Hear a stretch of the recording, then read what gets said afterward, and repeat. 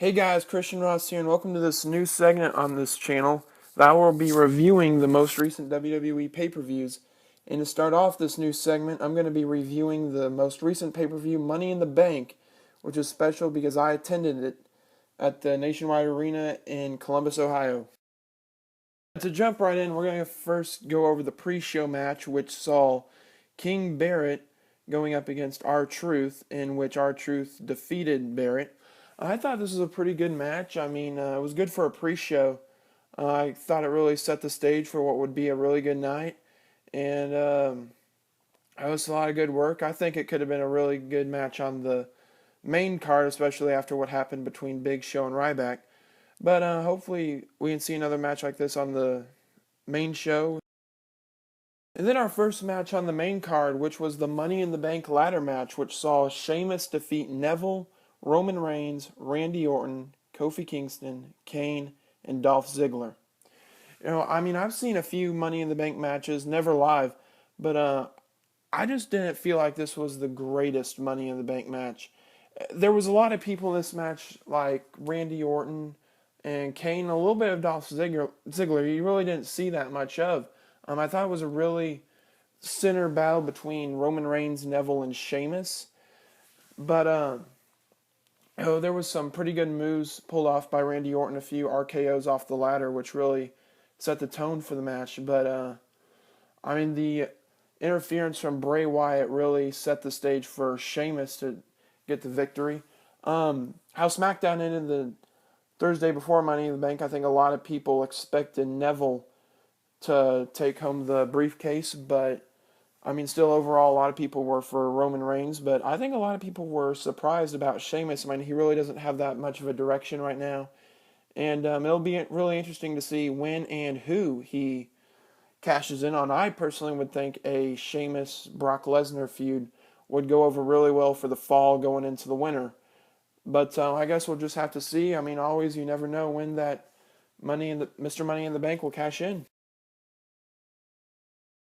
So then the next match on the card was the only Divas match, and it was for the Divas Championship, which saw Nikki Bella defeat Paige for the Divas Championship. For a Divas match, I thought this was pretty good. Still nowhere close to the caliber that we're seeing on NXT between Divas like Sasha Banks and Becky Lynch. But like I said, for a Divas match, I thought it was pretty good.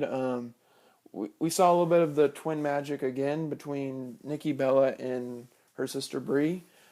And I just really am so confused with this feud between Nikki and Brie, because if you go back to SummerSlam last year when Nikki turned on Brie, and then at Hell in a Cell, Nikki defeated Brie, and Brie was her personal assistant for 30 days. There really was no joining back together. Maybe I missed something, but it just kind of seemed like they just dropped that whole feud going, and this brought the Bella Twins back together.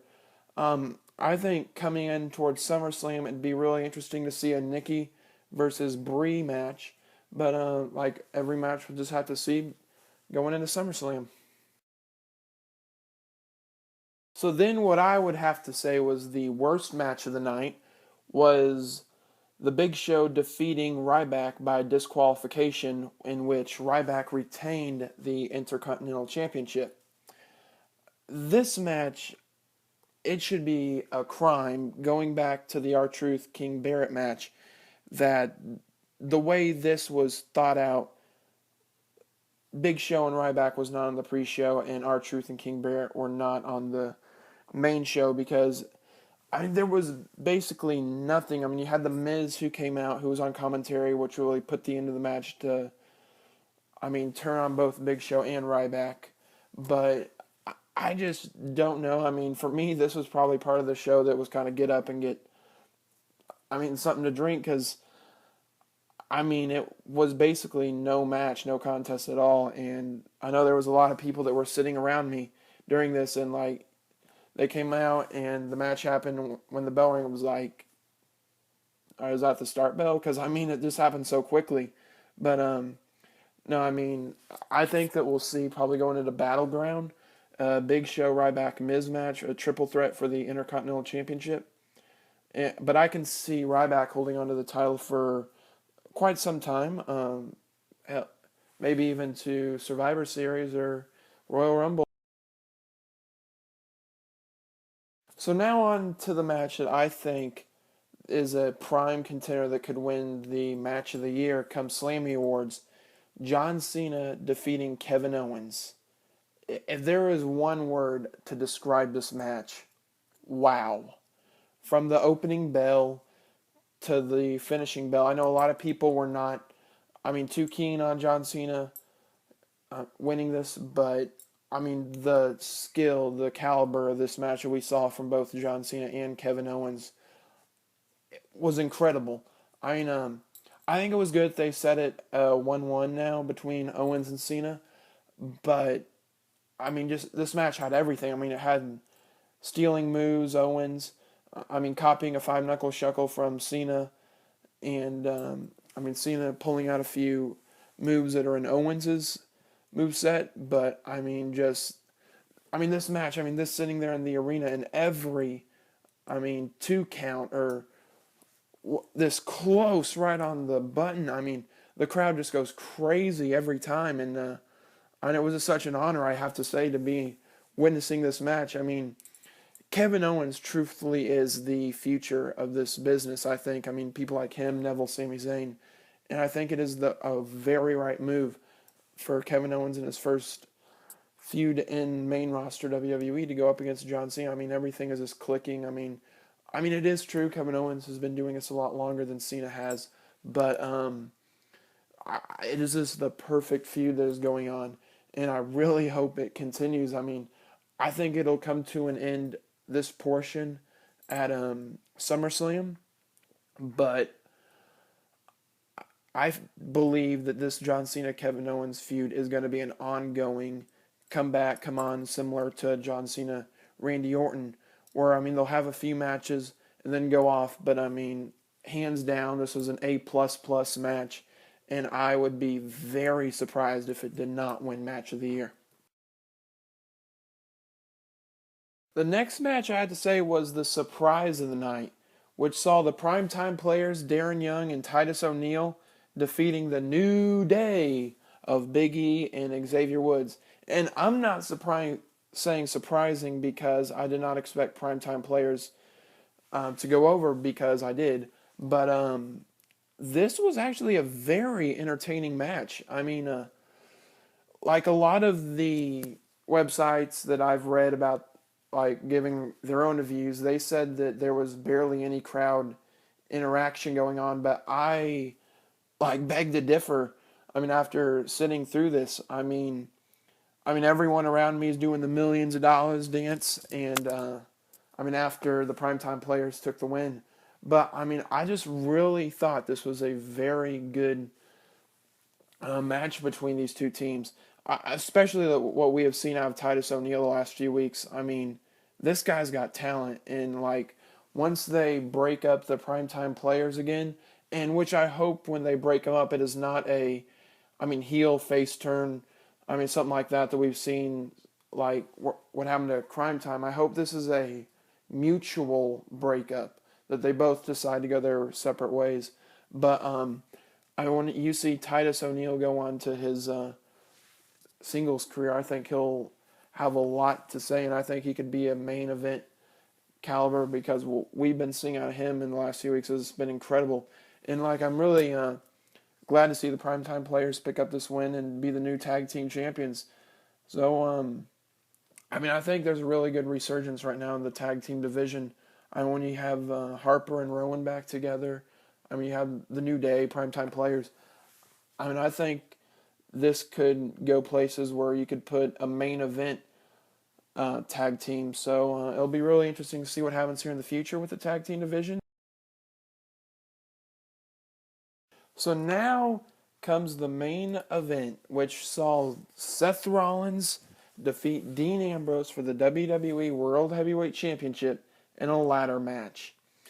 And this match has gotten a lot of praise. But and I'm not saying this was not a good match. I thought this was a great match. I just, for this one, did not think it was a perfect match. I I mean, going away from that, I just thought this was a very good match. I thought it was pretty one-sided for the most part. I mean, not as much as Cena versus Lesnar from SummerSlam last year, but I just felt there was a lot more of Seth Rollins than we saw of Dean Ambrose offense. There was a lot of kind of holding back from Dean Ambrose to Seth Rollins. No, I mean, not much of, Dean Ambrose on top. But so I think I'd grade this match A plus. This was just a very good match, and I'm happy to see Seth Rollins win this, but I think the crowd just would have gone crazy had Dean Ambrose won. I mean, similar to what we saw at Elimination Chamber. I mean, during that match, I was in Florida, and the Elimination pay-per-view was in Texas, and when that referee counted three and Ambrose was declared the winner for the time before the decision was reversed. I think I could hear him from my hotel. Just kidding on that, but I thought this was a very good match. I've probably said that about 3 times now, but there's only one thing that really kind of separates this great match from a perfect match, and that is the ending. I could have seen that there being a little bit of controversy in that Ambrose and Rollins were both holding onto the title when it came unstrapped. I was really expecting that there was going to be kind of some, all right, who won? But it was pretty evident that it was Seth Rollins. And but all I have to say on this is, now that Raw is on Monday, SmackDown tapings are on Tuesday, NXT Wednesday, SmackDown Thursday, that Friday we should set our own little show, about half an hour, of this where Seth Rollins and Dean Ambrose go at it, because every time these guys have a match, it's just pure magic. And this match, I'm looking here at the timesheets, it was 35 minutes, 40 seconds, and for that amount of time, there was magic that existed in this world. And I just really love, this could be a very good career-long feud. Even if the roles were reversed, Seth Rollins being a face, Dean Ambrose a heel. But, I just hope, I know it's not, but I just hope we see so much more matches out of these two together.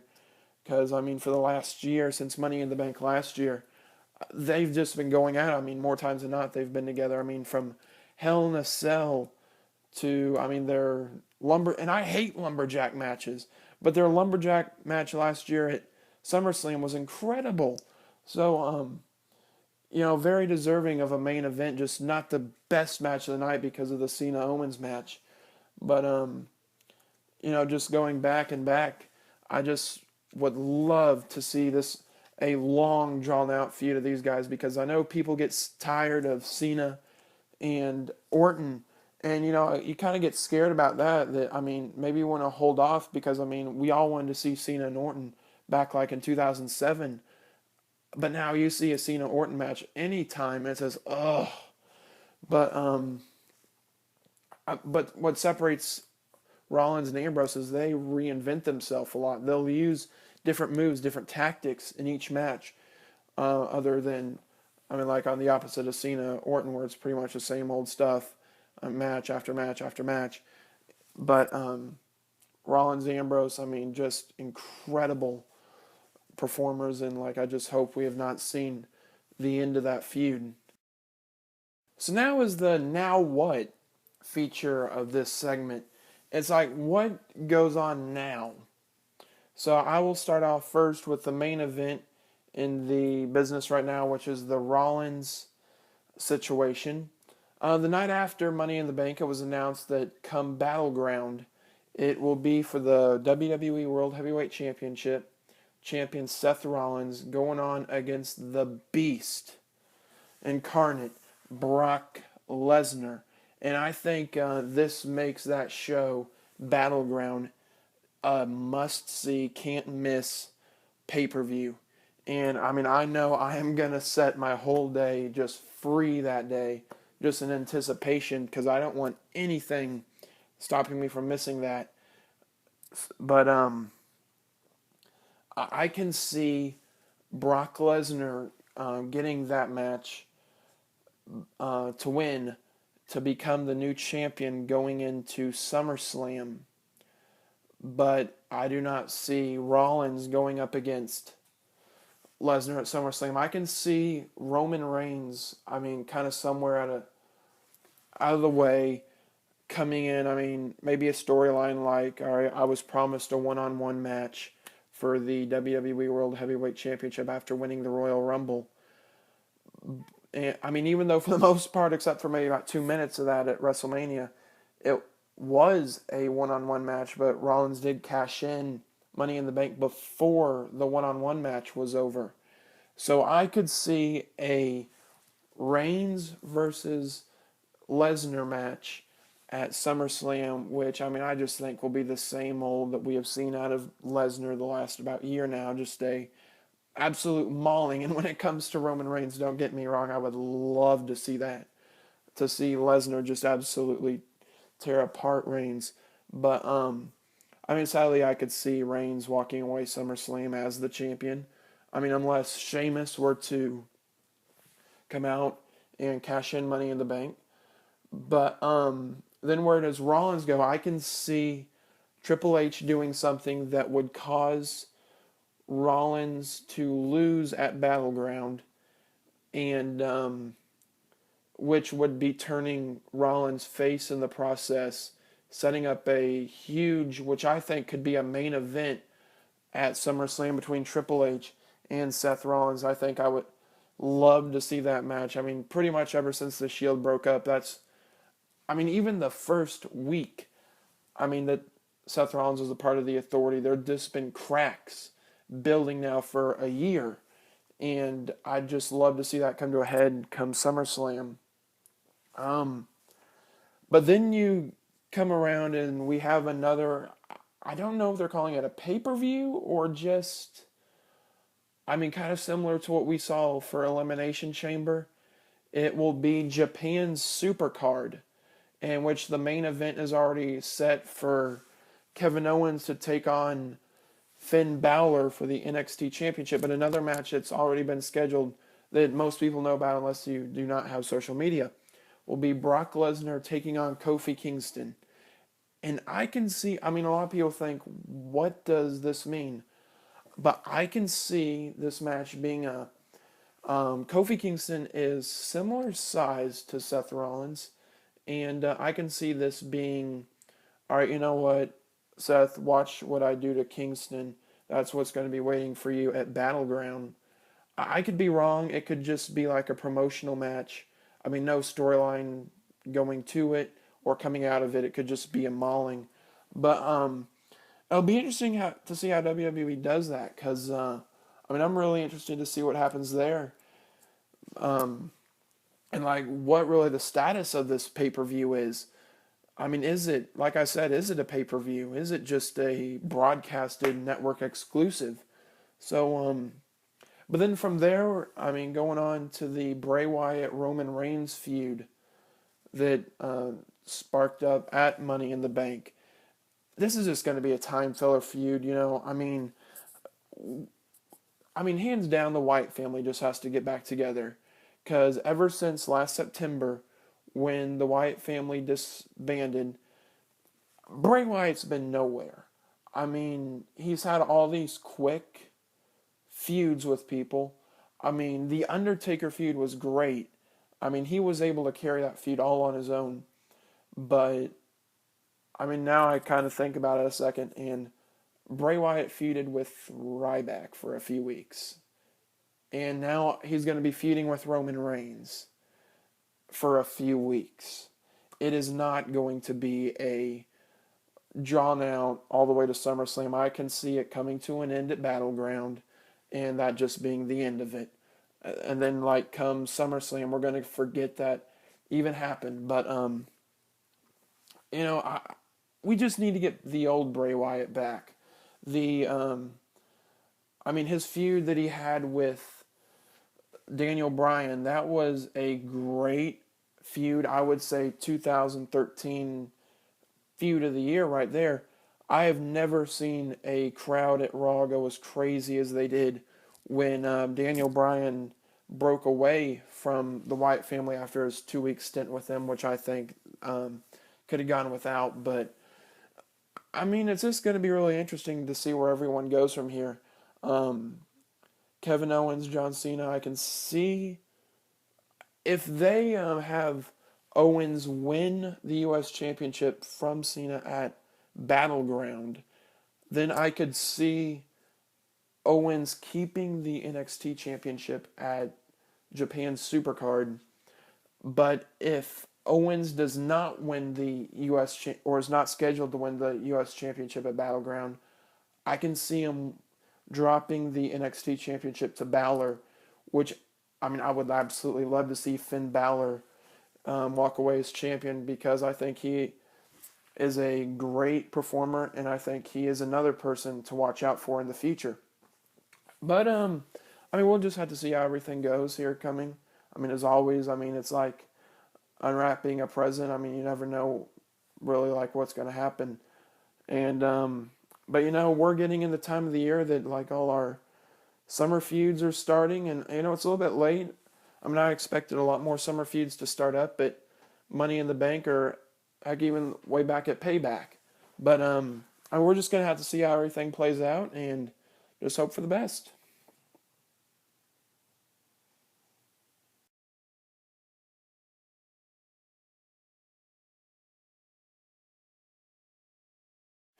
So now just kind of a recap to say what's all going on with me. This coming Monday, I will be attending Monday Night Raw in my hometown of Indianapolis, Indiana, which I am very looking forward to because Brock Lesnar will be there live. So I will be sure to upload videos here on this channel on YouTube, and I may be doing another review video if something of importance happens.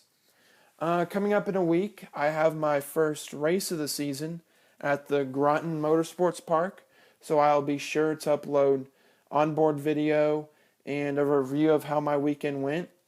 And as always, I mean, you can come back here for more pay-per-view reviews. The next pay-per-view I will be reviewing will be the Japan Supercard, and after that will be Battleground. So thanks for listening, and like, comment, and subscribe. Thank you.